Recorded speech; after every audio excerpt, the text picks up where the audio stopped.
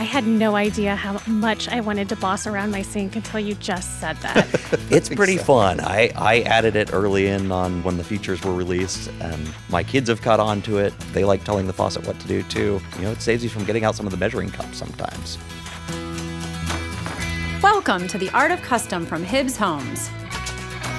Sponsored by Pella Window and Doors and Ferguson Bath, Kitchen, and Lighting Gallery. In this episode, we talk about a very important element of the home, the kitchen.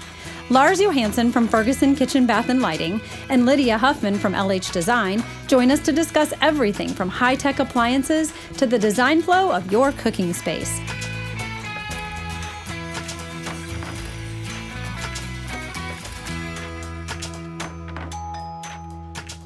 You have no doubt heard the saying, the kitchen is the heart of the home. As the hub of daily life and special occasions, the kitchen is one of, if not the single biggest area where our clients focus most of their time and money when they're designing their beautiful new custom home. Melody joins us again. Melody, there was an interesting stat that just came out that said larger kitchens were a factor in more than 40% of people's decisions to move. That to me is an amazing stat.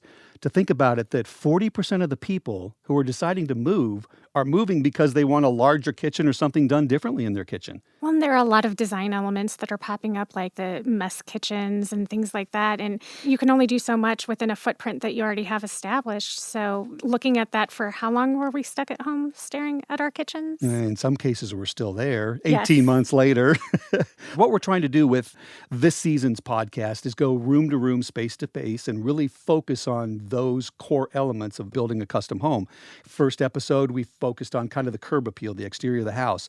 There are some very important components of building a house. The exterior is one of them.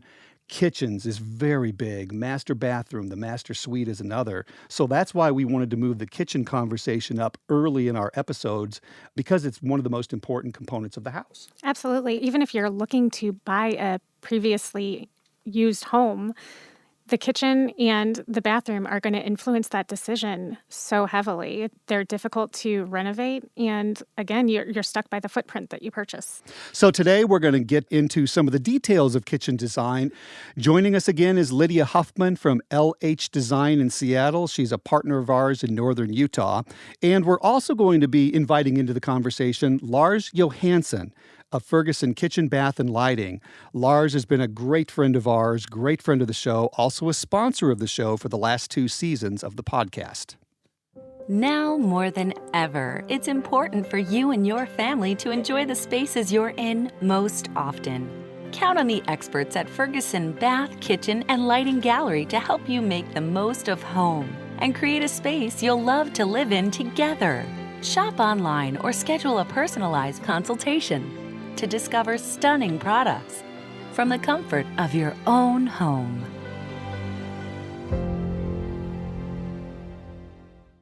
Lars, very good to have you with us. Tell us quickly a little bit about your background, if you would, please. Thank you very much, Kim. I've been with Ferguson Kitchen, Bath, and Lighting Gallery for the last 15 years. Been in St. Louis working with you for the last 10. Developed a good relationship over the years. For sure. It's nice to have you join us on this episode. And Lydia, nice to have you back as well. You joined us on episode 1, where we were talking a lot about the curb appeal, if you will, of the home. Now we want to do a deep dive into in my opinion, the most important room in the house, and that, of course, is the kitchen. So Lydia, let's start with you. When you think about designing the kitchen, many times the architect has it laid out, but many times that plan that the architect may have envisioned doesn't work. So how do you start when you think about planning that kitchen? Many times people say, hey, work with a triangle. You want to have the important elements all within reach and things like that. So what do we do? How do we start this? I always start by asking those exact same questions of your client, of the homeowner. What is your lifestyle like? Who does the cooking? How does your daily life function within those spaces? That is the most critical, because I can have a client who doesn't cook. So I know I'm not going to try to talk her into anything specific as far as Wolf, Viking, Thermidor. I know where I'm going to channel her energies, because cooking is not important to him or her. So it's about listening first in my world.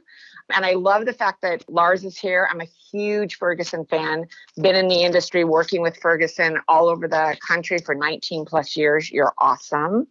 And our first 2 appointments with the client are A, appliances, B, plumbing. And that is directly related to how we design our kitchen layout and the parts and pieces that go in, because we can't get to cabinets until we know what parts and pieces we're working around and designing around. So I would say 75% of the time when I get an architectural plan, that we reconfigure the kitchen based on what the client's lifestyle is. And I know there's many different shapes. There's L shape, there's U shape, there's galley, there's single wall. Does this need to be decided during the architectural phase? Does some of this need to be decided then? Or let's say the plan is already laid out. Can you adjust it accordingly? We have never had an issue. I say yes, yes, and yes. Readjusting, because again, if we as a design team understand structure, we're not going to mess with the structure. We're going to say, within that footprint, how can I make this the best kitchen for you and your lifestyle and your family? So it is flexible. We will have some limitations if we're not involved in the architectural stages. But again, it's really going to start with, if he or she is the cook, and they need that 60-inch range, or they need that 48-inch range or cooktop, it's like, okay, I understand how you're going to cook. Let's get these parts and pieces so I know where's the best place to place them based on function. And again, your movement within that kitchen space. So does the modern work triangle, is that even modern anymore? I guess I'll start with that. I remember learning all about it early on in my career, but I'm going to say no. When you listen to a custom client and they tell you how they cook, you're going, okay, wait a minute. So I probably need a recycle and a compost next to their range based on where they do their prep work. Sometimes it automatically happens, but it's rarely comes up for me as like, we got to design around that triangle. There's a lot to cover. Let's start with kind of the basics and work our way up, if you will. Flooring. Is there a better flooring for the kitchen? Tile, LVP, hardwood? What are your thoughts? My professional thoughts are hardwood all day long. And with our pre-finished wide plank engineered floors, we're having great success. And there are some water rated real hardwood floors out there. Again, some clients just prefer LVP, which is also waterproof, because of their lifestyle. They may have 3 to 5 dogs that are in the house and they just want LVP. So, and then it could be driven by, I live in Arizona, so guess what? My whole main floor is tile. So, there's a little bit of flex there. Extended and double islands are really popular right now. What are the requirements that would have you put that in a design? Sure, it would be that home square footage is where I would start. Second would be their lifestyle and function.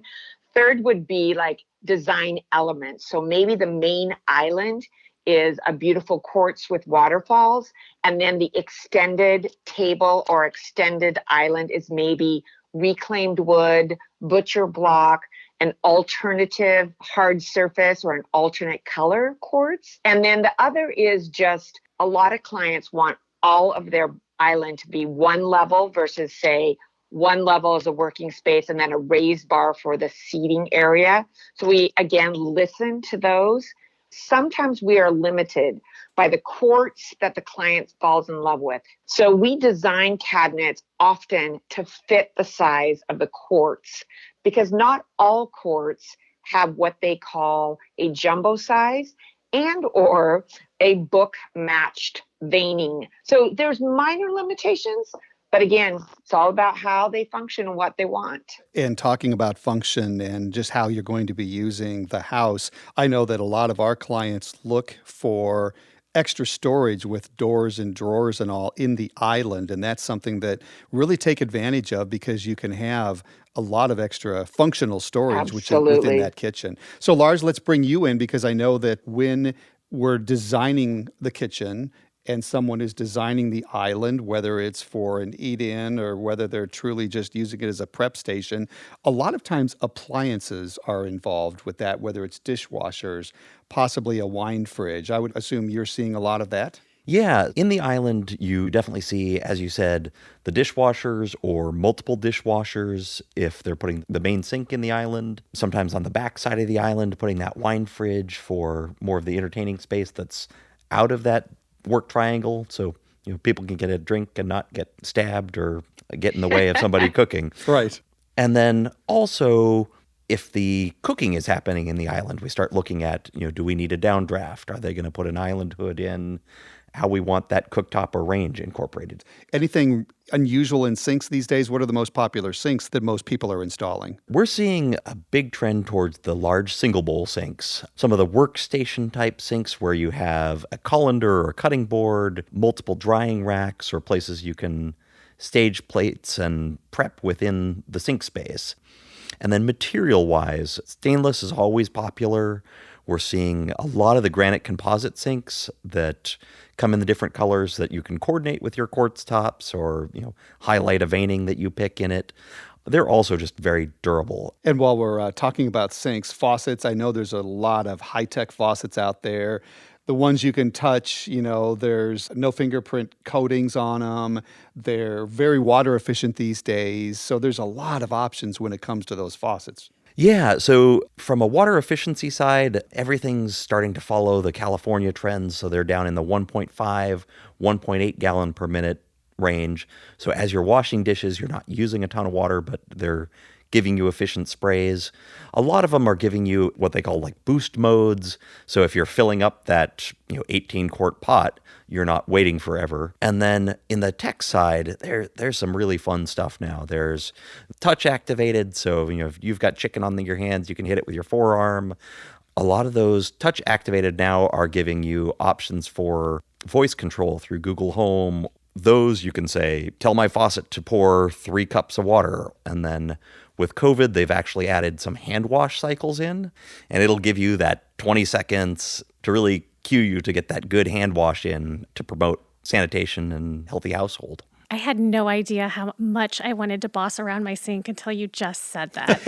It's pretty fun. I added it early in on when the features were released, and my kids have caught on to it. They like telling the faucet what to do, too. It saves you from getting out some of the measuring cups sometimes. Now, speaking of kids telling the kitchen what to do, my kids love to be able to change the lighting with the Alexa. And talk to me a little bit about the cool things that you can do with lighting, too. In general kitchen design, you are going to have those multiple levels of light. So your task lighting, which is usually recessed cans throughout the workspace, the under cabinet lights, you can make those, white color matched to the Kelvin color temperature of the recessed lights, or you can also have some color changing options. So, if you do want a little bit of that party feel, you've got the option to have your normal white or, set it to multiple colors.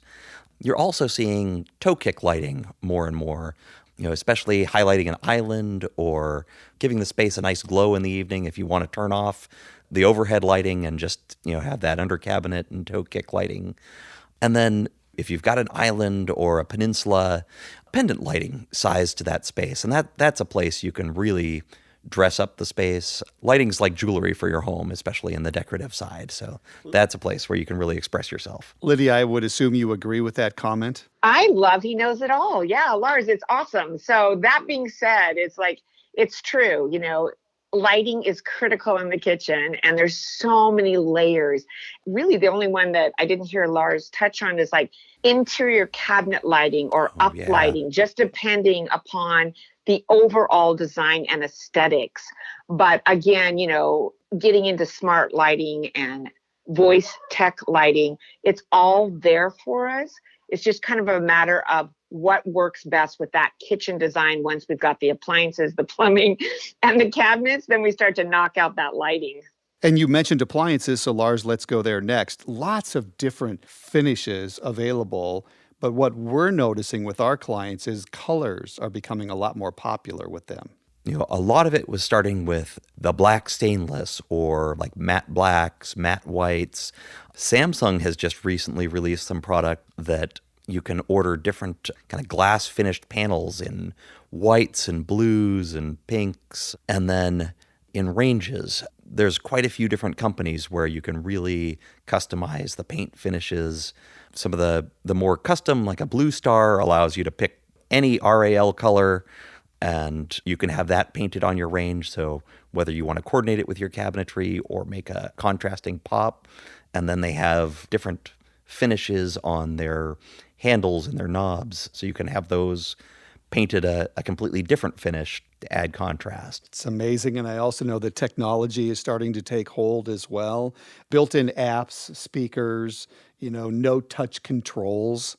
Almost everything is Wi-Fi connected from an appliance standpoint now. Unless you're talking about the very, very most basic pieces, there is some sort of option for connectivity, whether it's monitoring the cycle on your oven or adding different cooking modes.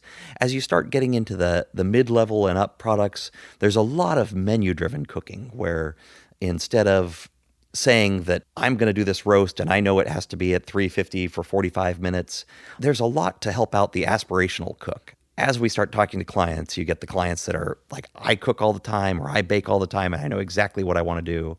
Where the people that don't cook or the people that want to cook but don't really know how to get the best results really benefit from some of these features. So, you can tell the oven what you're cooking and it's going to recommend the temperature and the time. A lot of them will, use a meat probe or roast probe if you're doing meats, and then for baked goods, it's kind of pre-programmed times. And even some of the most premium ones, when you're looking at some of the convection steam ovens, will actually pump steam in, measure the volume of what's in the oven to determine your cook time. A lot of these can be controlled by your iPad or iPhone, so you get pictures of the results that you want to get. And you're not just saying, I want it to be medium rare. It's going to show you a picture of what medium rare looks like to them, so you really know what you're after. I have seen some gorgeous appliance colors, these really rich blues and greens. And if I go for one of those really bold blue sets of appliances, what are the different kitchen styles that goes with, and what's popular right now? It's endless what you can do in the appliance world. But typically with each of those layers of, ooh, ah, we can do this now, there's also an ooh, ah price tag. I think it's so exciting when clients come and say, I have to have that French blue. And it's like, cool, let's go, And so then you get excited and you design around that. But the one area I haven't seen a huge swing in price is if I go from a regular faucet to a touch to a voice IQ. I see hardly any price swing in those at all. So I make sure my clients know that exact faucet they fall in love with has these options with it. Yeah, there is a good range of products there. And sometimes, depending on the brand, you can see, maybe $100 jump going to that voice or touch, maybe $150. Sometimes, if they fall in love with one style, there's a similar one in a touch that is a more affordable option. That range is very broad. So you can get all of those cool features in the faucets at a very attainable price point. And you can also go up into the higher end if they're looking for maybe that designer name or that extra detail.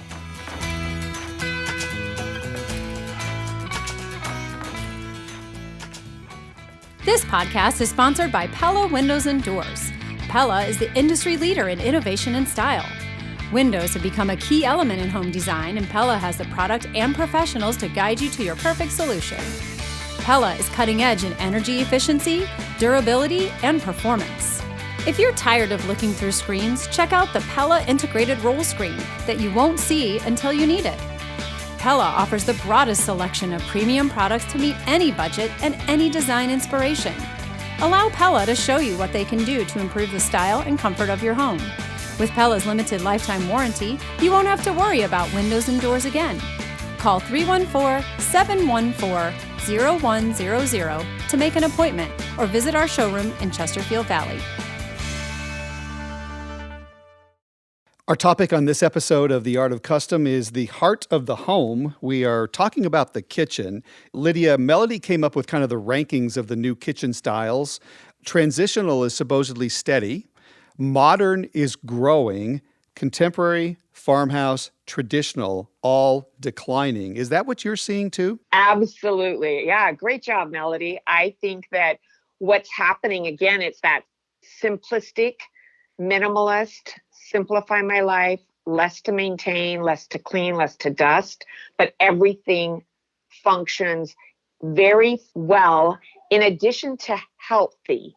So I know Lars touched briefly on, say, the steam ovens and such, but really people are smarter than they've ever been. They're staying home, they're raising some of their own food, believe it or not, or buying from local farms, but then they're coming home and they want to cook it in a healthy format.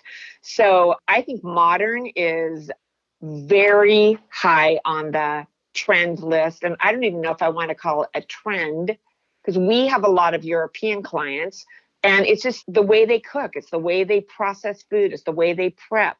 So I just think that that long, linear, organized kitchen where everything is within a few steps works really well. We need to turn our attention to cabinets because, in my opinion, cabinets, countertops, well, appliances, I guess it's all pretty important, isn't it? Lighting. Yeah. Yeah, you got a Anyway, lot of pieces I want to put talk together about cabinet doors and styles a little bit. Shaker seems to be extremely popular these days. There's other options out there as well. Of course, you have the flat panel, the raised panel, a lot of glass we're seeing on our kitchens, and then you can light up that cabinetry from the inside. Lots of different color options out there. And I understand, Lydia, that white is still the number one color when it comes to kitchens. I think that is absolutely true. And it's because what doesn't go with white? So it really allows that kitchen to be timeless, and Shaker will never go away. The next two for me professionally are Black Shaker is really intense in the market. And then also a navy blue. Those three colors are on the top.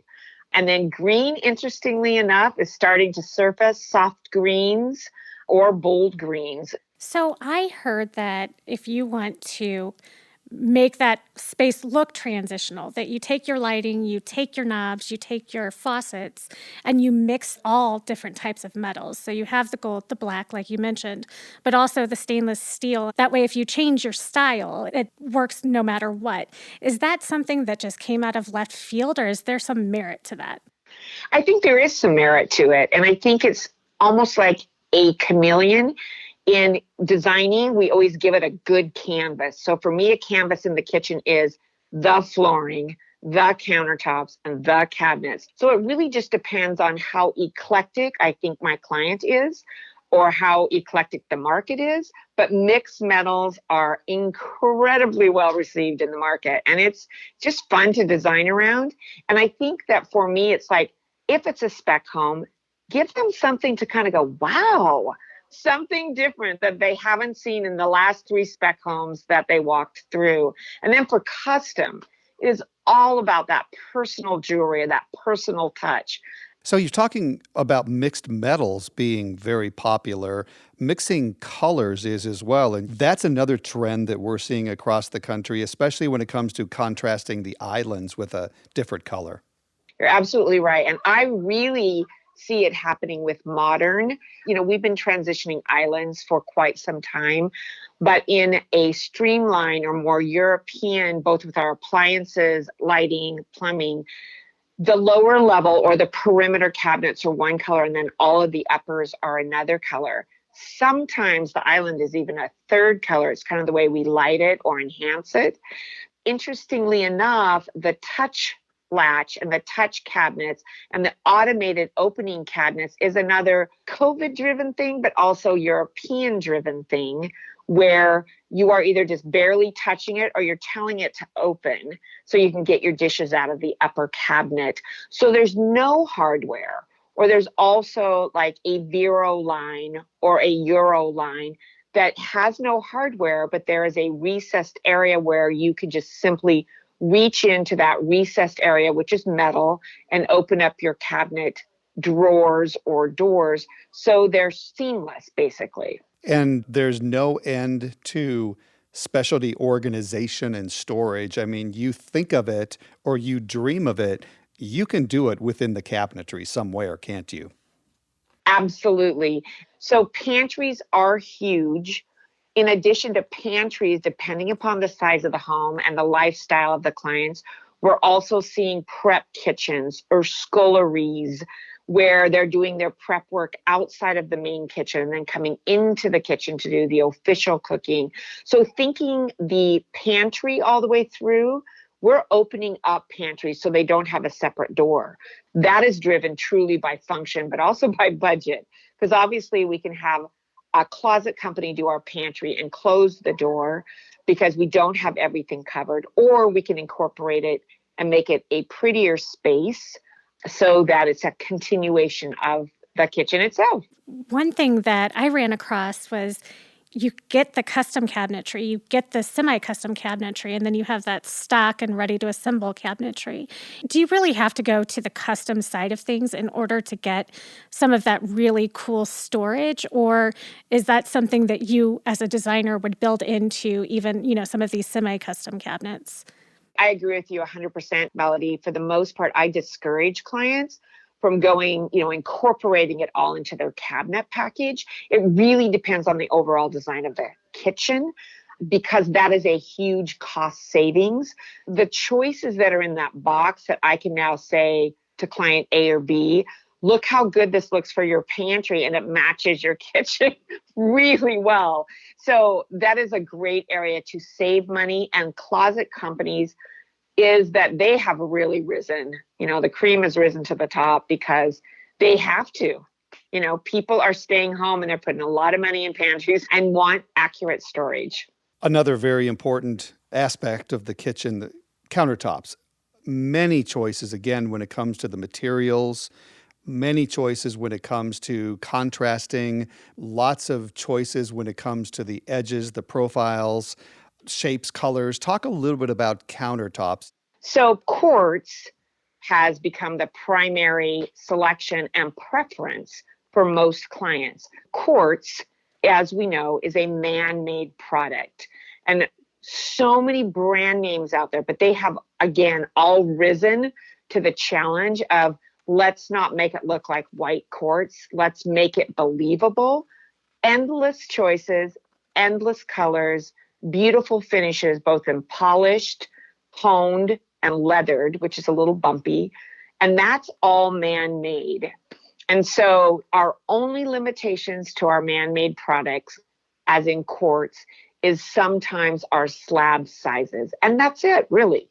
There is a beautiful trend right now of the quartz going all the way up the backsplash as a single piece.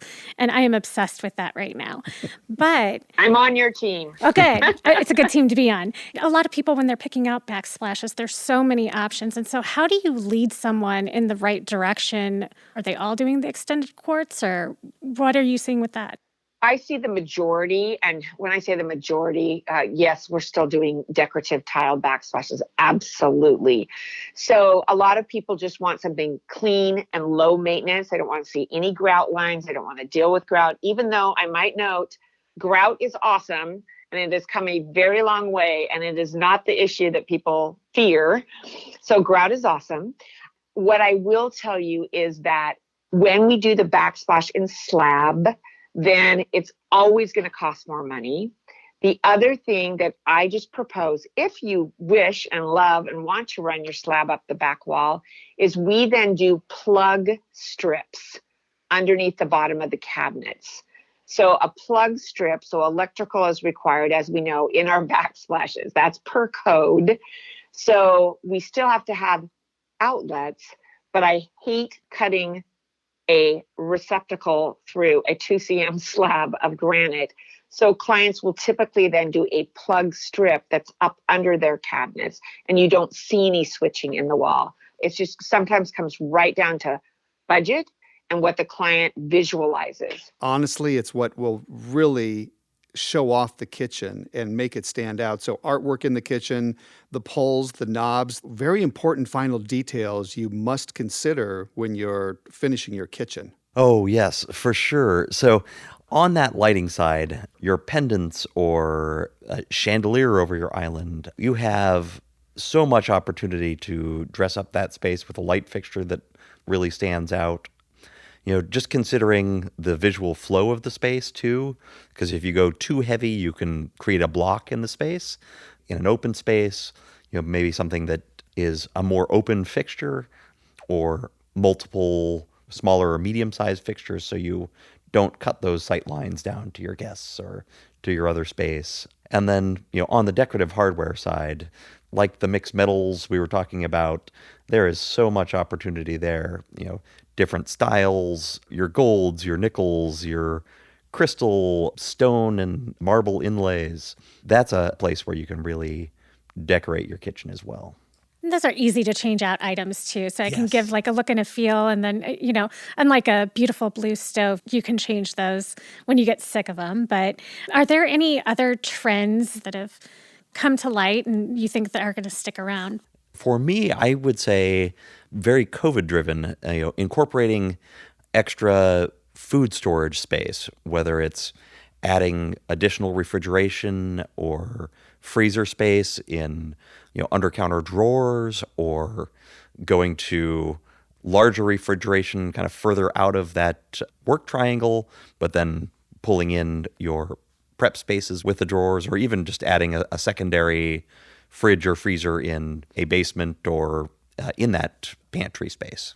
Lars, we would probably be remiss if we didn't talk briefly about outdoor kitchens. Indoor-outdoor space, seamless transition, very big. A lot of people are starting to go to the outdoor kitchens. What are you seeing there? Yeah, we're seeing with a lot more people spending their time at home instead of going out. In the outdoor kitchens, the basic things like your grill, some refrigeration and storage, but also some more fun things like the flat top griddles, your smash burgers or your Philly cheesesteaks outside. Pizza ovens. Pizza ovens for sure. Whether that's a built-in pizza oven or something like a big green egg that can double as a smoker and do your pizzas. We're also seeing the kegerators, just bringing that outdoor entertainment. And also, the outdoor ice makers are a big one. If you're outside, you're probably going to want to have cold drinks, or even just be able to fill the ice bucket on the table instead of going all the way into the house. So in St. Louis and in Utah, where Lydia's working with us on a house, you don't get to spend all of your time outside. So there are a lot of options that you can do that you can bring into your kitchen that would make your kitchen feel like it's part of the outside too. And from what I understand, that's a growing trend as well. Oh, absolutely. Outdoor living has become almost equally as important as to the great room. So yes, the cooking element, the fireplace element on the outside. And again, that can be driven by budget. So listening to how they really live and how much they entertain, the environment and region in which you're building, because there's some that I just would say don't do an outdoor ice maker because you get too cold year round. And then there's others where it's like, okay, we're in Chelan, Lake Chelan. That's fine. That makes sense. Let's talk about this. So, but really, you can give them something, because most of them want something out there. So you just kind of narrow it down and decide what is the priority and what fits their lifestyle and budget. Well, this has been an excellent conversation for a very important room of the house, the kitchen. Lydia, thank you again for joining us and for your time. And Lars, it was a pleasure having you in studio with us and joining us as well. Your insight, both of you, exceptional. And I think it really helps our listeners get an idea of what's possible in their dream kitchen that they're designing for their beautiful dream home. So Lydia and Lars, thank you very much. Thank you, Kim. Thank you very much.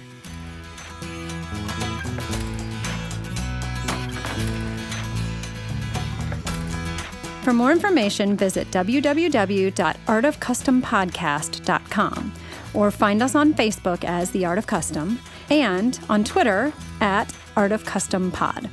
Be sure to subscribe on iTunes, Stitcher, or wherever you get your podcasts to get the latest episodes, and please rate and review to help us grow. The Art of Custom is produced by Hug Monster Sound with original music by Adam Frick Verdine. Thanks for listening.